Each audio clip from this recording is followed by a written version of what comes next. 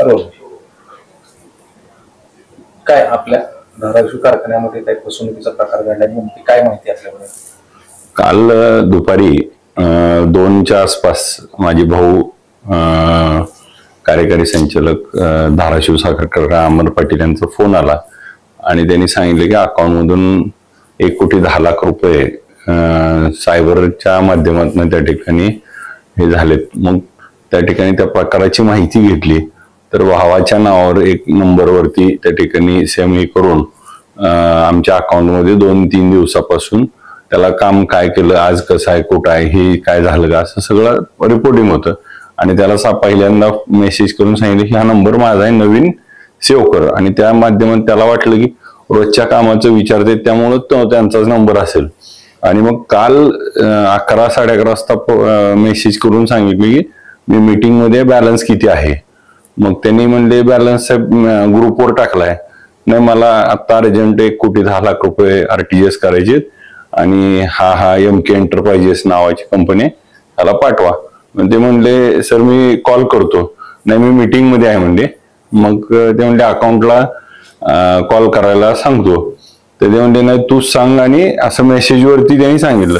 आणि असं जरा दबावामध्ये सांगितलं ते कर, मी सांगितलंय असं. ह्यांना तर थोडं वाटलं की काहीतरी अर्जन्सी असेल म्हणून ह्यांनी RTGS केला. आणि मग ज्यावेळेस डेबिट पडले त्यावेळेस अमर साहेबांना लक्षात आलं की पैसे डेबिट पडले. त्याने अकाउंटला फोन केला तर ते म्हणले आता फायनान्सने सांगितले की तुम्ही करायला सांगितले. ते म्हणले मी नाही. हा प्रकार फसवणुकीचा झालाय हे कळल्यावर त्या ठिकाणी लगेचच त्याची फिर्याद दाखल केली. धाराशिवचे PI जाधव साहेबांनी SP पोलीस अधीक्षक जाधव साहेबांशी बोलणं झालं आणि त्यांनीच त्या ठिकाणी त्याच्या ऑनलाईन फिर्याद दाखल केली. आणि मग त्याची सगळी चौकशी केली असता MK एंटरप्राइजेस हरियाणा मधली ती कंपनी होती आणि त्या कंपनीचं मार्च महिन्यात अकाउंट काढलं होतं आणि त्या अकाउंटला फक्त 510 रुपये होते. आणि मग त्याची सगळीच आम्ही तक्रार केली वगैरे. ते करेपर्यंत 1,10,00,000 1,08,32,000 जणांच्या नावावर त्या ठिकाणी पुढे ट्रान्सफर करण्यात आले होते 20 मिनिटांमध्ये. आणि मग 3 लाख होल्ड केले. मग ते पुढे लगेच त्याच्यावरनं 60-70 लोकांच्या नावावरती पैसे गेले. आणि मग ते सुरू होतं. असे 7 लेअर मध्ये पैसे पुढे जात होते. मग जसं सायबरनी त्याच्यावर अटॅचमेंट केली आणि मग पैसे होल्ड करायला चालू केले. आणि त्यातले पैसे, तो माणूस, त्याचे मोबाईल लोकेशन, त्या माणसाची सगळी माहिती तिथल्या पोलिसांनी जाऊन तिथं हरियाणा त्या बँकेनं तिथं चौकशी केली. त्यावेळेस तो मुंबईत आहे कळालं. त्याचे लोकेशन, त्याचे नंबर्स, त्याचा ट्रॅक काढला. त्यावेळेस पोलिसांच्या हे लक्षात आलं की 2 माणसं महाराष्ट्रातली त्याच्या संपर्कात आहेत.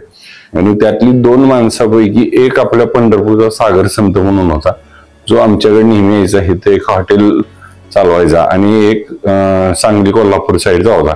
मी त्या दोघांचे लोकेशन्स काढले तर ते पुण्यात, त्याचं लोकेशन पुण्यात. आणि मग ह्या सगळ्या ट्रॅक पोलिसांनी खूप चांगल्या पद्धतीने त्या ठिकाणी यंत्रणा लावली. टोल नाक्यावर वगैरे सगळे त्यांचे त्यातले पैसे विड्रॉल केलेले त्याचे सगळे ट्रॅक. आणि मग हे सगळे ट्रॅक्स लागल्यानंतर रात्रीमध्ये पोलिसांनी ती लोक सगळी कोण कुठं होतं त्यांना सगळ्यांना अटॅच केलं. आणि जे मुख्य आरोपी होते ते पुण्यामध्ये आपल्या लोणी काळभोरच्या तिथं त्या ठिकाणी जयश्री हॉटेलमध्ये होते. आणि 205 रूम मध्ये ज्यावेळेस त्यांनी पोलिसांनी पकडलं त्यावेळेस त्यांनी सांगितलं की काही इथली पण लोक आपली त्यात सामील आहेत. आणि मग त्या सगळ्यांना त्यांनी उचललं आणि ते पैसे त्या ठिकाणी करतायत. आणि खूप चांगल्या पद्धतीनं SP साहेब, त्यांचे PI PSI आणि त्यांच्या टीमनं अतिशय वेगाने त्या ठिकाणी 12 ते 14 तासात सगळे आरोपी पकडून त्या ठिकाणी छडा लावला. माझं आपल्या सर्वांना आव्हान आहे की जर आपल्या बाबतीत असं होत असेल तर आपण देखील सावध झाला पाहिजे. असं कुठल्याही मेसेजवरती, फोनवरती त्या ठिकाणी कन्फर्मेशन न करता असे पैसे त्या ठिकाणी देऊ नये. ह्याच्यात खूप मोठा फ्रॉड होतोय. आणि एका टप्प्यावरनं दुसऱ्यावरनं तिसऱ्या अशा कितीतरी टप्प्यावर पैसे जातात. आणि ते पैसे वेगवेगळ्या ठिकाणी राज्यात जातात आणि ते पैसे त्या ठिकाणी मिळवणं अडचणीच होतंय.